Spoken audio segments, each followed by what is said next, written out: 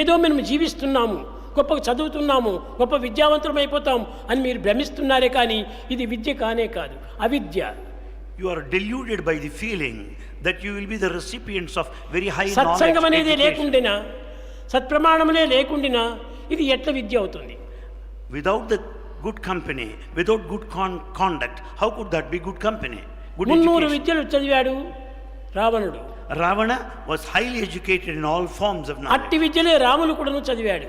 Rama also acquired similar కానీ knowledge. రాముడు ఎప్పుడు కూడాను సత్సంగం సత్సంగం సత్సంగం, But Rama was always in good company, సద్భావము, good feeling, సత్ప్రవర్తన, good conduct, సదాలోచన, good thinking, సత్కర్మలు.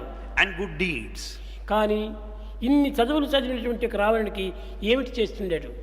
With all this, what is that? దుర్జన సంబద్ధం, Ravana, దురాలోచనలు, దుర్గుణములు, దుష్ప్రవర్తనలు ఇలాంటివంతా చేరుతూ వచ్చాయి.